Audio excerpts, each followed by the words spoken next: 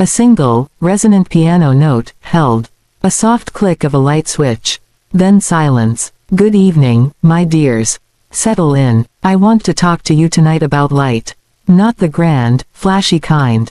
I mean the small, faithful light on a porch. The one you swear you can see from 3 streets over when you're trying to find your way home." For 33 years, that light was my language. My promise. And then, one night, I learned I'd been speaking it to an empty house. The night I finally had the courage to turn it off, was the night my whole world, and everything I believed about love, duty, and family, finally came into a sharp, clear, and heartbreaking focus. It began as a simple thing. A gesture. A promise made not with words which can be so flighty and fragile but with something solid. Something tangible. A light. A single bulb under a glass dome on a porch post just beside the front door. I can still remember the first night I switched it on. The house was new to us, all boxes and echoes and the smell of fresh paint. The evening had drawn in a soft blue kind of dusk and Robert was out getting something, a wrench or a loaf of bread, some ordinary errand. I stood in the doorway looking out at the quiet street, at the shapes of other houses where other lives were beginning or continuing. I felt a small thrill, a sense of creation. This was ours. This space. This beginning. My hand reached for the switch beside the doorframe, a simple white toggle. I pressed it, and there it was. A perfect circle of golden light spilling onto the clean boards of the porch, catching the swing of the glider, making the world feel safe and contained. That light said welcome. It said come home. It said you have a place here that is warm and waiting.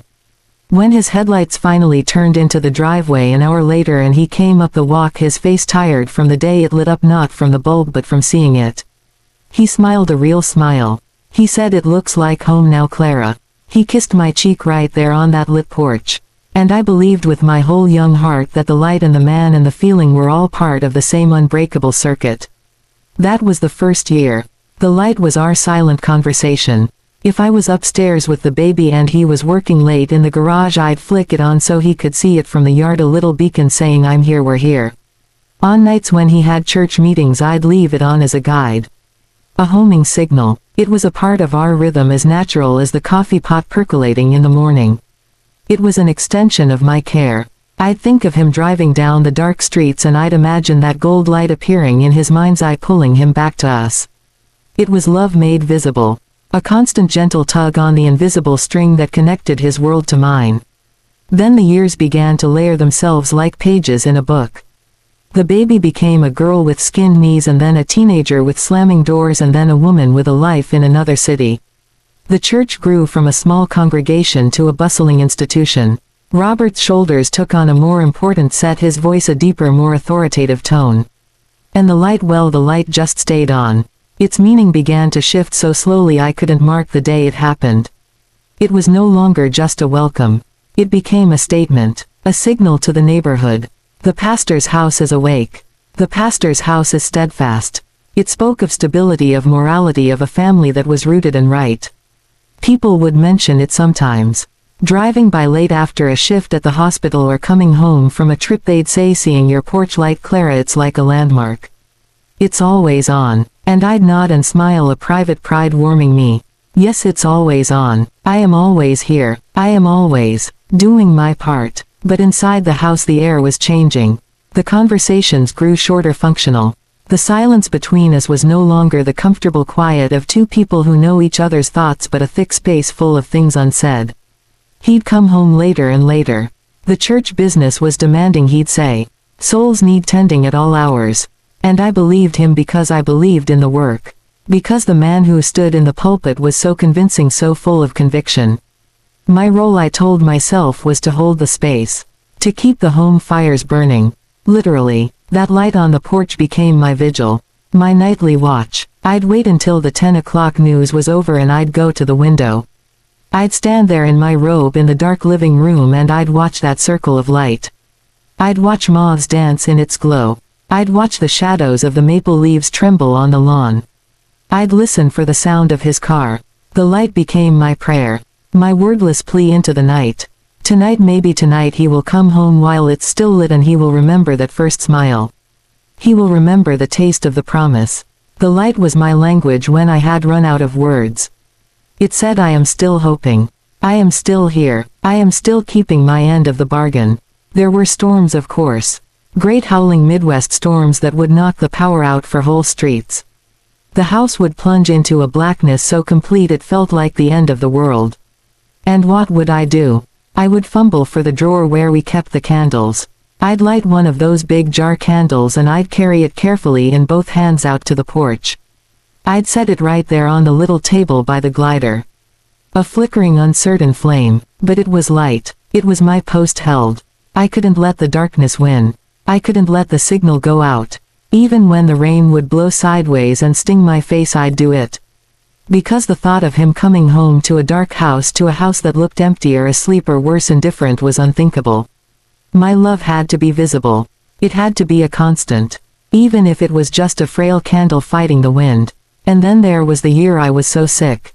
The flu that turned into pneumonia. My bones ached as if they were made of glass. The very thought of getting out of bed to go downstairs to that switch was a mountain I could not climb. So I called out to him in a voice like sandpaper. "Robert, please. The porch light." He was rushing on his way to a meeting. He called back from the foot of the stairs. "Can it wait, honey? I'll get it when I come home." But he wouldn't. He'd forget. He'd come in the garage entrance. The front porch would stay dark. And that darkness felt like a failure. My failure. So I dragged myself. I wrapped the quilt around my shoulders and I shuffled down the stairs, each step a victory. I made it to the switch. I pressed it, and I stood there leaning against the wall, breathing hard, watching the light come on. And I felt a grim satisfaction. There, it's done. The beacon is lit. The promise is kept, even if I am the only one who remembers what it promises. That is the tragedy, you see. The light stopped being a conversation between two people and became a monologue. A soliloquy I performed every single night for an audience of one. Me. I was speaking to the ghost of the man who used to smile when he saw it. I was speaking to the memory of a feeling. I was keeping faith with a vow that somewhere along the line had become mine alone to uphold. The porch, the house, the marriage, it all became that circle of light. Something I tended, something I maintained, something I presented to the world as proof that everything was all right. That all was in order. That Clara was on duty. And inside I was standing in the dark living room, watching, always watching, waiting for a sign that the light meant to him what it meant to me. That it was a tether and not just a street lamp. That it was a heart beating in the night and not just a bulb on a timer. I poured so much of myself into that simple act. My hope, my identity, my worth as a wife. I let it stand for everything. For loyalty, for patience, for unconditional love. I thought if I could just be steady enough, if I could just be reliable enough, if the light could just burn bright enough and true enough, it would eventually illuminate whatever had gone dark between us. It would guide him back. It never occurred to me that he might have found another path home. That he might be sitting in another kind of light altogether. It never occurred to me that I was shining a signal for a ship that had long ago sailed away from my shore. I was the keeper of the lighthouse on an island where no one landed anymore. And I kept polishing the glass. I kept filling the oil. I kept watching the empty sea. For 33 years. Because once you believe a light is love, you will stand in the dark forever, fearing that to switch it off is to kill the very thing you've been praying for. It is a quiet, dangerous thing, my dears, to confuse motion for meaning. To believe that the simple repeated act of doing contains within it the full substance of feeling. For so many years I believed that if I performed the rituals of love with enough consistency, with enough devotion, the feeling would have no choice but to follow. Like watering a plant, whether you feel joyous or weary, you water it because that is what you do. The plant should thrive. The light on the porch was the purest form of that belief. Every night my hand on that switch was a prayer. An incantation. I am here. I am faithful. I am keeping my word. And with each click I believed I was depositing a small coin of love into a shared account. I never stopped to check the balance. I just kept making deposits. The duty itself became the proof of the love. If I could be this reliable, this constant, how could the foundation be anything but solid? You start to tell yourself stories. You weave a narrative of virtue from the threads of your own routine. A good wife does this. A strong woman endures that. You look at your own reflection in the dark window as you stand your watch, and you see not a lonely woman but a steadfast one. A pillar. You see nobility in the exhaustion. You mistake the ache in your bones for the satisfying burn of a burden nobly carried. The world after all rewards duty. It praises the woman who holds things together. The one who is always there. The one whose light is always on. So you lean into that identity. You become the keeper of the light. It is easier than being the seeker of warmth. It is safer than asking why you are so cold. His absence became not a wound but a stage for my performance. The longer he stayed away at his meetings, at his counseling sessions, at his endless quiet work, the more profound my vigil seemed. Look at her, they might say if they knew. So devoted, so trusting, keeping the home fires burning. I fed on those imaginary words. I let them nourish me when my own heart was hungry. His distance became the very thing that proved my love's quality. See how I love. I love even when he is not here to see it. I love into the void. I love with a constancy that asks for nothing in return. That is the highest form of love, is it not? I convinced myself it was. I turned my loneliness into a kind of martyrdom. Quiet and unseen, and with each passing year the rituals hardened. They became the bones of the marriage. The skeleton, talking, checking in, touching, those were the soft vulnerable tissues that seemed to wither away from disuse. But the rituals, the structure, remained. Sunday dinner, clean shirts in the closet, the porch light, they were things I could control, things I could do perfectly. So I focused on them with a fierce concentration. If I could just do everything right on the outside, surely the inside would have to heal. Surely he would see this perfect performance of wifehood and remember his lines. He would step back into his role. The show would go on. The duty was my script. My love for him became indistinguishable from my dedication to the part one was playing. There is a special kind of ache that comes from loving the idea of someone more than the person in front of you. I loved the Robert who had smiled at the light that first year. I loved the father of my child. I loved the pastor who moved a congregation. I loved the man I believed he was at his core, the good man, the faithful man.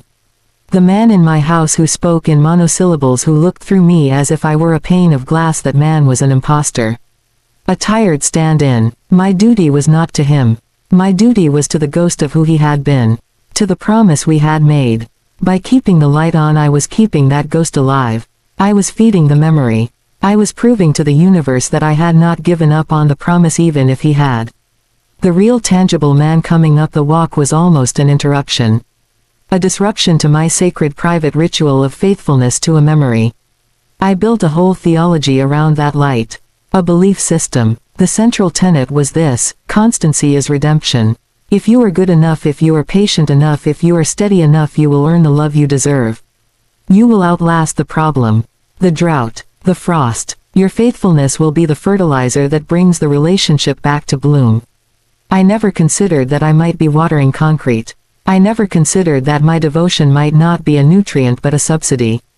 A subsidy that allowed him to invest his emotions elsewhere because the home front was so reliably, impeccably managed. My duty funded his freedom. My light lit the path for him to come and go as he pleased because he knew no matter how late, no matter what had happened out there in the dark, Clara would have kept the light on. Clara would be there, a fixed point, a certainty. I made his betrayal logistically easy. Emotionally cheap. The most painful part is that I thought this made me strong. I looked at women who demanded more, who raged, who questioned, who turned lights off and doors locked, and I felt a distant pity. They were so chaotic, so undignified. Where was their faith? Where was their fortitude? I had silence. I had routine. I had a clean house and a lit porch. I had the moral high ground of the one who has not stooped to confront. I wore my duty like a crown of thorns, believing its very weight was proof of my righteousness. I thought the power was in the holding on. I never imagined for a second that the real power, the terrifying power, might be in the gentle act of letting go. My sense of self became wrapped up in that switch. Who was Clara if not the woman who kept the light burning? If I stopped, who would I be? The thought was more frightening than the loneliness. The loneliness was familiar. It was my companion. The unknown identity of a woman who put herself to bed, who slept soundly, who did not keep watch. That woman was a stranger. A reckless woman. A woman who had given up. And I was not a quitter. So I doubled down. On the difficult days, the days when the silence in the house screamed, I would go to the switch earlier. I would turn the light on in the fading afternoon sun as if to assert my commitment against the dying of the light. See, I am still here, I am still doing my job. The job of being the heart of a home that had become a very beautiful, very quiet museum. I believed my love was a deep, slow river. His was a distracted, erratic stream. But I told myself given enough time the stream would need the river. It would seek it out for its depth, for its sustenance. My duty was to remain deep and wide and available, to keep the banks tidy, to keep the water clear, to be there when he finally got thirsty. I never entertained the thought that he might have found a different well. A flashier one, a easier one, that he might prefer the novelty of a bottle of something sweet to the plain deep water I offered. No, my role was to be the river. Reliable, life-giving, taken for granted. The duty was the riverbed. It held the shape of the love long after the current of feeling had slowed to a trickle. And so I lived. I performed love instead of inhabiting it. I maintained the symbol and called it substance. I fed the ghost and starved the woman. I tended a light that illuminated an empty chair on a porch and called it a marriage. I was so busy being good, being right, being constant that I forgot to ask the only question that mattered: is anyone here with me? Is this light shining for us, or is it just shining for me? The answer, of course, was in the silence that followed the question. A silence so deep it had its own sound. The sound of a single heart beating in a house at 3 in the morning. The sound of duty continuing long after love has quietly packed its bags and slipped out the back door. I was the caretaker of an empty shrine. And I polished the altar every single night. I lit the candle, and I called it faith. They make it so loud in the movies, don't they? The moment of discovery, the shattering glass, the screamed accusations, the dramatic score swells to tell you this is it. This is the breaking point. But life, my dears, isn't scored for an orchestra. Life is a silent film with subtitles you only learn to read long after the reel has run out. The truth, when it finally comes to you, doesn't arrive with a kick at the door. It seeps in, under the threshold, like the first faint scent of smoke long before you see the flames. It's in the space between words. In the hum of a refrigerator on a still afternoon. In the way a sentence is left unfinished, not because there's no more to say but because the rest of it belongs to someone else. For me it was a Tuesday. An ordinary Tuesday that began with oatmeal and the weather report. The sky was the color of dishwater. I had a pot of soup on for dinner. I remember because I was chopping celery. The sound of the knife on the board was the only sound in the house. A clean, steady rhythm. My mind was on nothing and everything. On the quiet, on the soup, on the errands I might run later. I wasn't looking for a secret. I wasn't hunting. I was just a woman in her kitchen on a Tuesday. And then the phone rang. It was his mother, Gloria. Her voice was a tight coil of sugar and wire. "Clara, I need you to find Robert's blue suit folder. The one with the insurance papers. He left it here last night. He needs it for the board meeting today. Can you take it to the church? He's there already. Last night, he had said he was at a deacon's planning meeting. At Bill's house. He came home after 10 smelling of coffee and cold air. I didn't think to ask what brand of coffee. I didn't think to wonder why the cold air smelled like her perfume. Shalimar, a scent too bold, too old-fashioned for me. I wore lavender, a quiet scent. I told Gloria I'd find it. I wiped my hands. I went to his study. The folder was right there on his desk. A simple blue thing. As I picked it up, a small square of paper fluttered out. A receipt. From a diner 20 miles away. A place called the Skillet. 2 coffees. 1 slice of pie. The time stamp was 9:17 p.m. Last night. The pie was coconut cream. He hates coconut. I stood there holding that thin piece of paper. The world did not tilt. The walls did not waver. But something inside me went very still. A quiet so profound it had a weight. I placed the receipt back in the folder. I closed it. I took my coat. I drove to the church. I didn't go inside. I parked across the street. I could see his car in the lot. And another car I recognized. Sharon's little white compact. The church pianist. She was there for morning practice, she often was. I sat there with the engine off, the blue folder on the passenger seat. I watched the door. I wasn't waiting for anything. I was just watching, like I watched the porch light. A vigil of a different sort. About 20 minutes later the main door opened. He came out first, then Sharon. They stood on the steps talking. They were not close. There was a respectable pastor to parishioner distance. But he was laughing. A real laugh. One that crinkled the corners of his eyes. A laugh I hadn't seen or heard in years. It was like watching a stranger. A charming charismatic stranger. Then she reached out and brushed something from the shoulder of his suit jacket. A piece of lint. The gesture was so swift, so casual, so intimate. It took less than a second. Her fingers on the wool. His slight nod. A transaction of familiarity so effortless it broke my heart. It was the most innocent, most damning thing I had ever seen. It wasn't the gesture of a pianist to her pastor. It was the gesture of a woman who had a right to touch him. Who was accustomed to touching him. The truth didn't shout. It touched his shoulder and then walked away. I drove home. The soup was still simmering.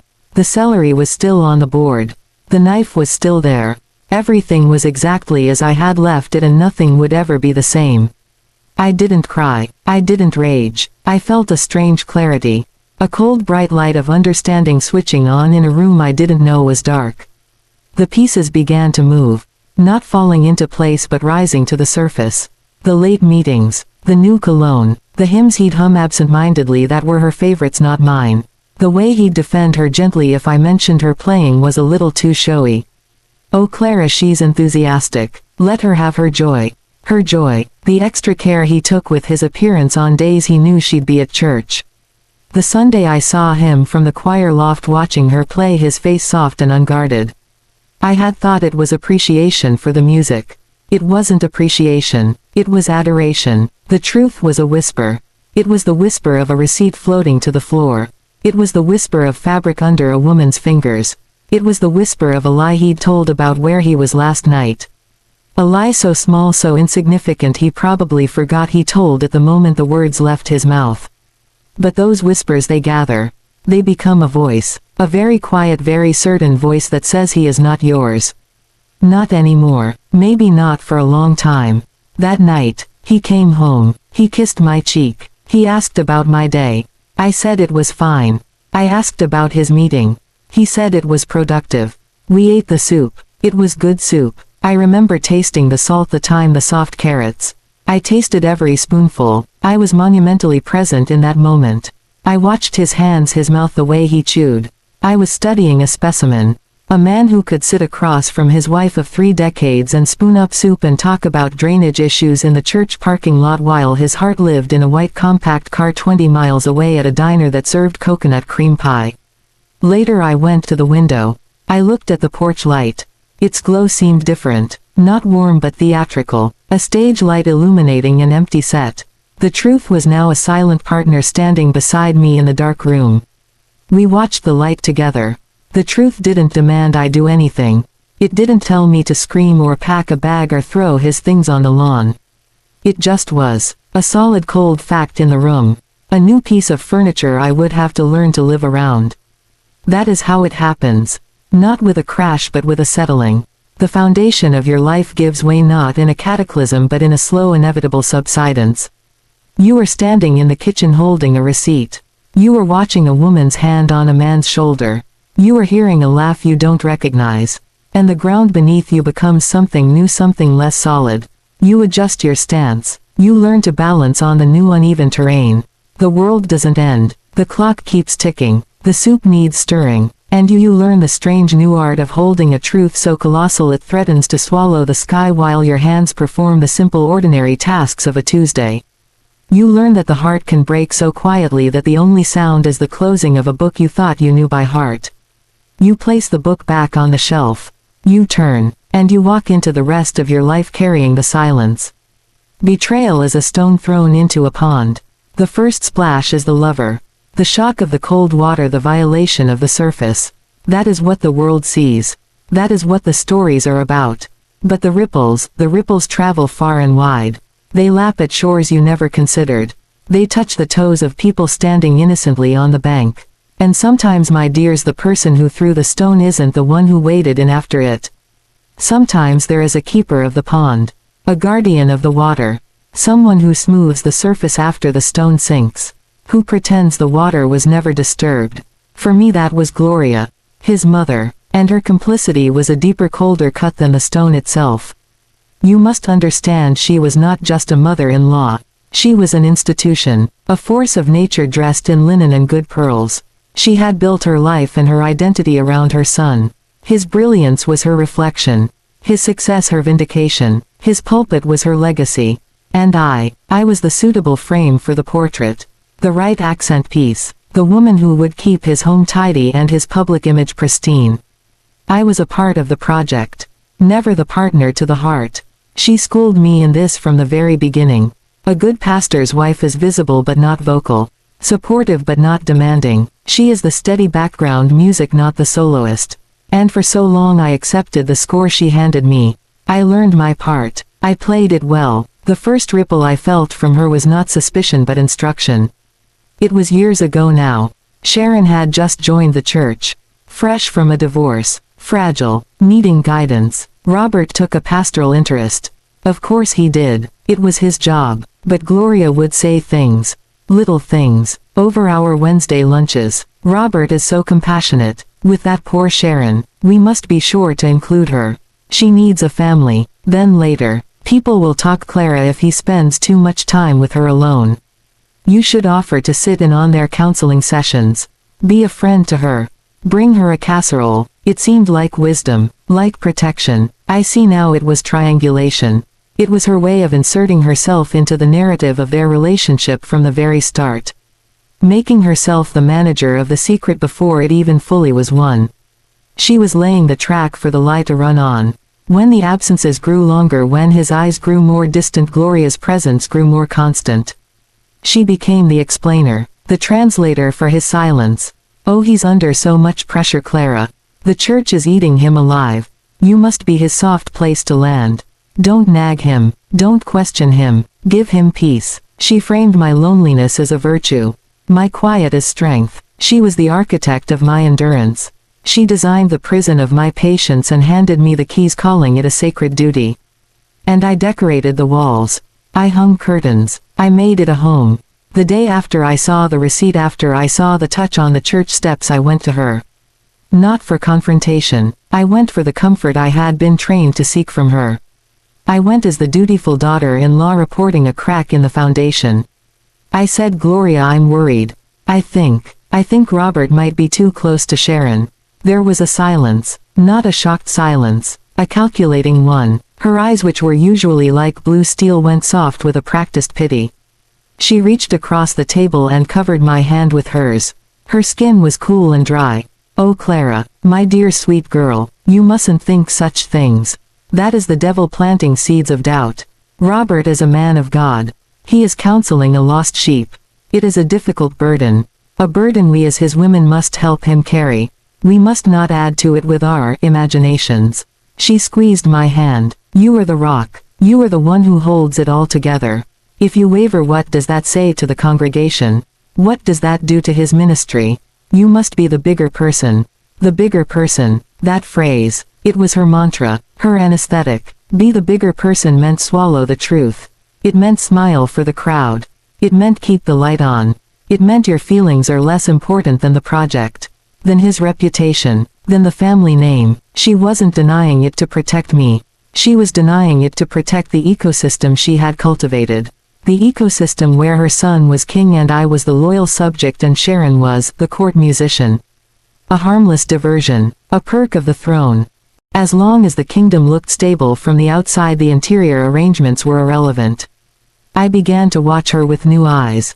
I saw how she would seamlessly cover for him. If I couldn't reach him on a Tuesday night, she'd say, oh, he was here with me, Clara. We lost track of time going over the family albums.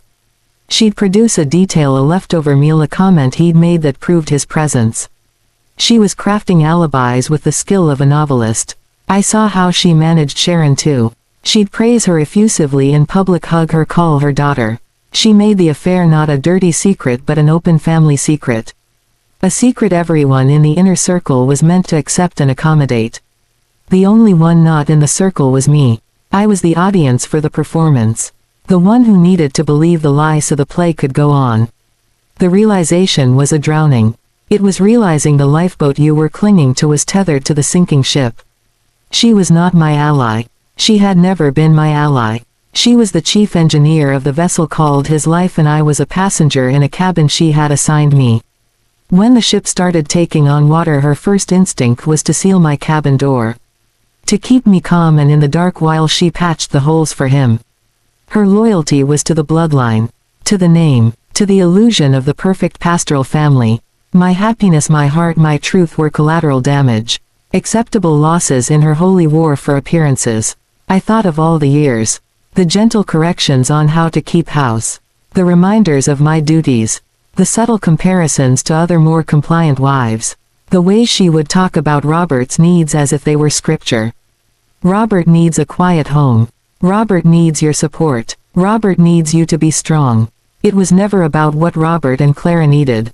It was about what her Robert required to live his life without friction. I was sandpaper and she was oil. Her job was to smooth me down so I wouldn't scratch the finish on her masterpiece. The day I told her about my diagnosis, the cancer, the fear, that was the final test. And she failed it, spectacularly. Her face paled, but not with fear for me. It was the pallor of a strategist seeing a complication. Her first words were, "We must be strong for Robert. This will devastate him. You know how he worries." Her second was, "We must be careful who we tell. We don't want the congregation to lose faith in his leadership. A sick wife is a burden. A distraction. Even my potential death was framed as an inconvenience to his ministry. A problem for her to manage." In that moment I saw the utter barrenness of her regard for me.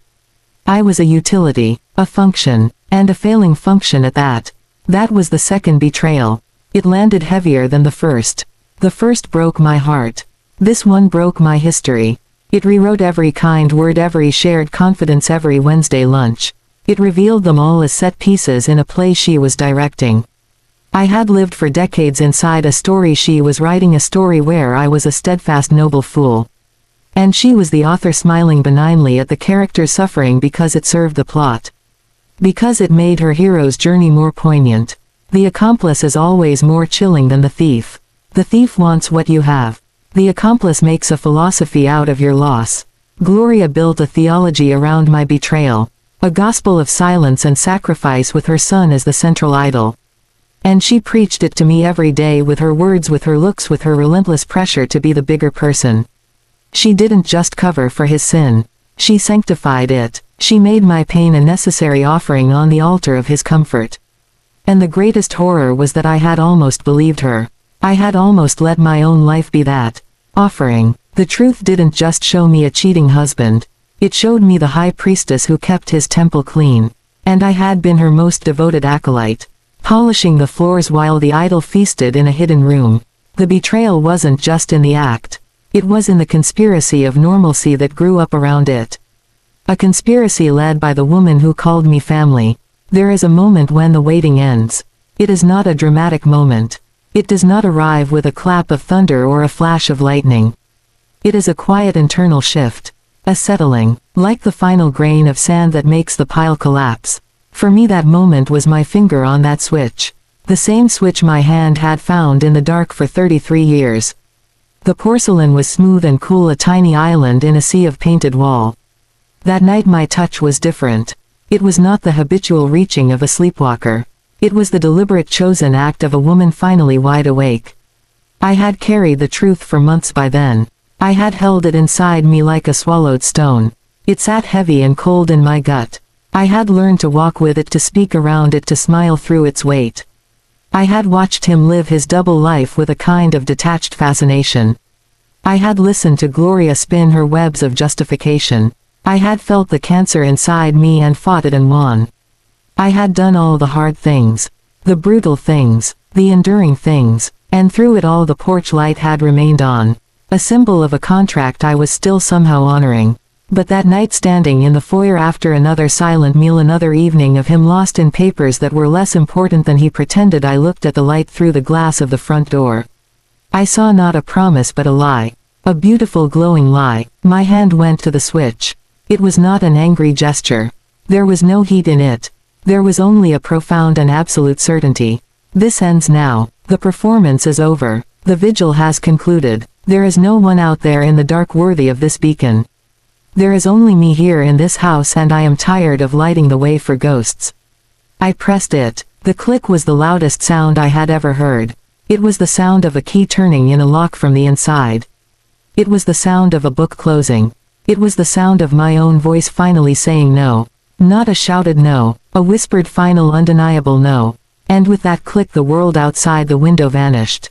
The porch, the swing, the tidy walkway, they were swallowed by a deep velvet blue.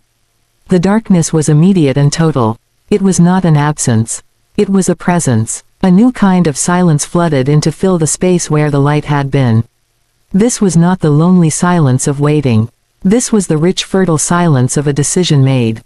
I stood there in the new dark. I let it wash over me. I expected to feel fear. The fear of the unknown. The fear of his reaction. The fear of what came next. But fear did not come. What came was a feeling of immense alignment. For the first time in decades the external reality matched my internal state. My heart had been dark for so long. Now the house was too. There was no more pretending. No more glowing facade. There was only the honest, unadorned truth of a woman standing in a dark house. The truth was no longer a stone inside me. It was the air I breathed. It was the darkness I saw. We were finally acquainted, the truth and I. We were finally one and the same. I heard his chair scrape in the study. His footsteps coming down the hall. He was a silhouette in the archway backlit by his desk lamp. Clara, the light's out on the porch. Bulb must be dead. I'll get to it tomorrow. His voice was casual, annoyed. An inconvenience in his evening. A small domestic failure. I turned to face his shadow. My voice, when it came, was calm. It was my own voice. Not the wife voice, not the pastor's wife voice. Mine. No, I turned it off. The silence that followed was different from the one before. His was a stunned silence. A silence of a world tilting. I could feel his confusion radiating in the dark. What do you mean? You always leave it on. He said it as if reciting a law of nature. The sun rises. Clara leaves the light on. I knew everything, Robert. I have for months. About Sharon. About the 12 years. About your mother. I said it not as an accusation. I said it as a statement of fact. Like reading a weather report. There is a storm. The ground is wet. You have been unfaithful. The words hung in the dark between as simple and unadorned. There was nothing for him to argue against. No hysteria to dismiss. No drama to deflect. Just the plain facts laid out in the new darkness. His sputter was pathetic. A stammering of half words. Clara, wait, it's not what you think. Let me explain. The old script. The script that required my participation, my anger, my tears to give it weight. I gave it nothing. I let the sentences die in the air unfinished. I had taken away the stage lights. He was just a man fumbling in the dark, saying lines that no longer mattered.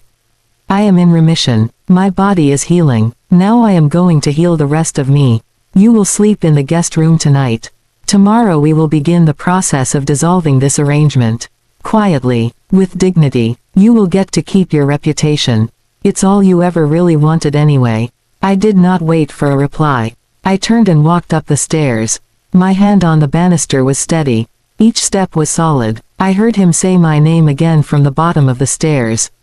A question. A plea. It was the sound of a man realizing the foundation he'd taken for granted was not stone but sand, and it was washing away beneath him. I did not look back. I walked down the hall to my bedroom. I opened the door. I stepped inside. I closed it. The sound of the latch engaging was soft. Final. It was not a slam. It was a period at the end of a very long sentence. I did not lean against the door. I did not slide to the floor. I walked to my window. I looked out at the dark shape of the porch. I could not see it. I could only sense its absence. The great glowing lie was extinguished. And in its place was something honest. Something real. The darkness was not an end. It was a clearing. A making of space. By turning off that light I had not created nothingness. I had erased a false thing to make room for a true one. I had stopped speaking the language of a promise that was broken. Now the silence could speak its own truth. That was my power, not in confrontation, not in listing his sins, not in tearing down his life as he had torn down mine. My power was in the withdrawal of my participation. I had been the audience, the stagehand, the supporting actress, the lighting technician. I walked out of the theater. I turned off the marquee. The play could not go on. His performance required my belief to give it meaning. And I had stopped believing. The most powerful word in any language is not yes. It is no, and my no was not screamed. It was a click that echoed into a silence he could not fill. In the days that followed he tried. He tried to explain. He tried to blame. He tried to cry. He tried to pray over me. He moved through the house like a ghost bumping into the furniture of his own consequences. I was a calm lake. Unrippled. I spoke when necessary about practical things. The lawyer. The papers. The division of assets. I was polite. I was clear. I was immovable. My silence was not a weapon I used against him. It was simply where I lived now. It was my new country. And he did not have a visa. Turning off the light was the first honest thing I had done in 33 years. Every action that flowed from it carried that same honesty. The quiet packing of my own things. The gentle refusal of his mother's frantic visits. The calm signature on documents that severed our legal lives. It was all of a piece with that click. That simple defiant act of choosing darkness over a false light. Choosing a clean painful truth over a comfortable beautiful lie. I had finally put my own inner reality ahead of the external appearance. And in doing so I had set myself free. The light was off, and for the first time I could see everything. We are taught from the very beginning to be mirrors. To catch the light aimed at us and reflect it back brighter. To polish our surfaces so we can better show off the image of someone else. A parent's pride, a teacher's approval, a husband's status. For 33 years I thought my highest purpose was to be a reflector. To take the glow of Robert's calling, his ministry, his needs, and to bounce it out into the world as proof of his worth. The porch light was the perfect symbol of that. I wasn't the source of the light. I was merely its keeper. I maintained the fixture. I changed the bulb. I ensured it shone in the right direction, outward, always outward, lighting the path for him. In doing so I completely forgot that I might contain a light of my own. A light that didn't need a socket or a switch. A light that was meant to shine for me and me alone. All that devotion, all that diligent reflection, it creates a blindness. A spiritual cataract. You become so focused on the clarity of the image you're projecting for others that you lose sight of yourself entirely. You exist in relation to. You were the pastor's wife. You were the dependable one. You were the keeper of the light. But who are you when no one is looking? Who are you in the dark? I had no answer, because I had never allowed myself to sit in my own darkness. I had always rushed to fill it with a bulb, a candle, some external source of illumination that served a purpose for someone else. I had never learned the geography of my own soul. I was a stranger to myself. A well-dressed, courteous stranger living in my skin. The moment I turned off that porch light was the moment I stopped reflecting and began for the first time to generate. It was terrifying. The darkness was so absolute. It felt like annihilation. But then, a strange thing began to happen. My eyes started to adjust.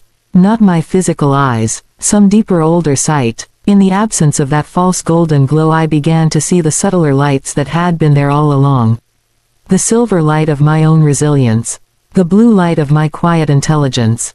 The warm amber light of a compassion that I had spent only on others and never once turned inward.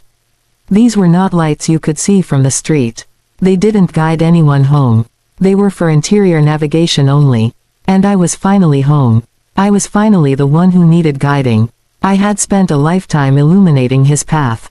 Making sure his way was clear, his obstacles visible, his welcome guaranteed.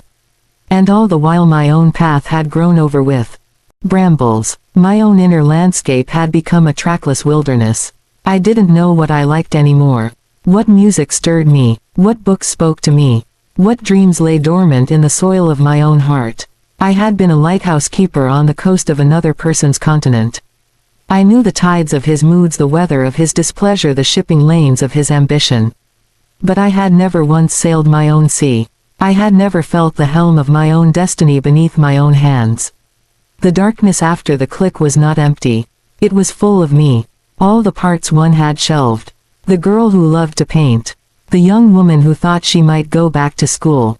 The fierce mother who had gotten lost in being a wife. The quiet thinker, the secret poet, the woman with her own opinions on politics and God and life, all of them were there waiting in the dark. They had not died. They had just been waiting for the blinding overhead glare of my dutiful life to be switched off so they could emerge like gentle night blooming flowers. They didn't need much light. Just a little of my own attention. My own regard. I began to make choices not for the reflection they would create but for the feeling they sparked inside. I bought a chair for my new bedroom not because it matched a set or impressed a guest but because its color, a deep sea green, made my soul feel quiet and happy. I cooked foods I craved. I let the silence in the house be my companion instead of my accuser. I took walks not for exercise but for the sheer pleasure of feeling the sun on my neck and noticing the way the light fell through the oak leaves in the park. These were tiny acts, insignificant to an outsider, but to me they were revolutions. Each one was a small bulb switched on inside a room of my own being that had been dark for decades. I was slowly patiently building an interior home lit by my own power. The light I had saved for him had been a harsh light. A demanding light. It had to be reliable, weatherproof, unwavering. It had to conform to codes and expectations. The light I discovered in myself was softer, more variable. Some days it was the gentle gray light of a rainy afternoon perfect for reflection. Other days it was the fierce crimson light of a determination I never knew I possessed. It could be playful or solemn or deeply peaceful. It was mine. Its only purpose was to allow me to see myself, to know myself, to grow myself. I realized I had been using all my wattage to illuminate a man who was looking elsewhere. I was pouring my current into a broken circuit, and the resulting blackout in my own spirit, I had blamed on him. On the marriage, on the circumstances, but the truth was I had pulled my own switch long ago. I had diverted my own power to his grid. Turning off the porch light was the act of rerouting the electricity back to its source. Back to me. The hum I began to feel was not the hum of the refrigerator or the furnace. It was the hum of my own vitality coming back online. Circuit by circuit, room by room, there is a profound difference between being looked at and seeing yourself. For so long my value was in being looked at. Being seen as the good wife, the steadfast woman, the reliable one. My existence was confirmed by the gaze of others. In the darkness I was free from that gaze. And in that freedom I learned to see myself. Not in a mirror but in the quiet witness of my own heart. I saw strength I had dismissed as stubbornness. I saw wisdom I had brushed off as intuition. I saw a woman of depth and complexity, a woman who had survived a profound betrayal not with bitterness but with a grace that was entirely her own. That seeing was the truest light of all. I am not a beacon anymore. I am a garden, and some gardens are meant to be enjoyed by moonlight. By the soft diffuse light that comes from within the plants themselves, from the glow of fungi on old logs, from the fireflies that rise up from the grass on a summer night. It is a more mysterious light. A more private light. It doesn't shout its presence to the world. It whispers secrets to those who are quiet enough to listen. It is sufficient for its own purpose, which is simply to be. To exist in its own gentle radiant truth. So my dears, if you take anything from my story, let it be this. Do not let your light become merely a signal for someone else's journey. Do not spend your life as a porch light, functional, dependable, and forever facing outward. Dare to turn it off. Sit in the startling, the beautiful, the fertile dark. And wait. Your own light, the one you were born with, will begin to glow. It may be a flicker at first. But tend it. Shield it from the winds of others' expectations. Give it the fuel of your own attention. And in time you will find you no longer need to navigate by the stars meant for someone else's sky. You will have a sun of your own making, rising gently and irrevocably within you. And that light will be enough. It will be more than enough. It will be everything. So there you have it, my dear ones. The story of a light, and the darkness that saved me. It wasn't the story I thought I was living. For most of my life, I believed I was in a love story. A long, quiet, perhaps difficult, but dignified love story. I learned I was in a different story altogether. A story about sight, about learning to see in the dark. They tell you to look for the light at the end of the tunnel. But sometimes, the tunnel itself is the light. The dark, quiet, solitary space where you are finally, utterly, alone with the truth of who you are. That isn't something to run from. That is the sanctuary. That is where you rebuild. Robert and I, we settled our affairs with that same quiet. The papers were signed. The house was sold. He kept his reputation, just as I said he would. He is still in his pulpit. I hear things, of course. That he looks older. That the laughter in his eyes, the laughter I saw for her, is gone. That he seems diminished. I feel no triumph in that. Only a distant, soft sadness for the life he chose and the life he lost. Gloria and I do not speak. Some bridges, once you see they were only ever cages painted to look like bridges, you do not cross again. My daughter Maya knows the whole truth now. She holds my hand and tells me I should have roared. But she understands, in her fierce, young way, that my silence was my roar. It was a sound so deep it changed the weather of my life. I live in a small cottage now, near the water. There is a porch, but no overhead light. In the evenings, I might light a single candle in a glass jar if I'm reading. Mostly, I sit and watch the daylight fade. I watch the world turn blue, then indigo, then black. I watch the stars appear, one by one. They are not beacons. They are just, themselves. Burning faithfully, magnificently, for no one's purpose but their own nature. I understand them now. The light I tended for 33 years was about constancy. But the life I have now, it is about authenticity. They are not the same thing. One is a performance, the other is a breath. If you are out there tonight, sitting by a window of your own, watching the light you keep burning from habit, from duty, from a fading hope, I am not telling you to turn it off. That is a choice only you can feel in the bones of your spirit when the time is right. I am only telling you what I found on the other side of that choice. I found that the opposite of that lonely light wasn't darkness. It was peace. The opposite of that long vigil wasn't abandonment. It was freedom. And the woman left standing in the dark wasn't a widow to a lost love. She was a pioneer in her own life. And the territory is breathtaking. Thank you for listening, for sitting with me in this quiet space. Now, you go on. Tend to your own light, whatever that may mean for you tonight. Good night, my dears. And may your own peace be deep, and your own truth be kind.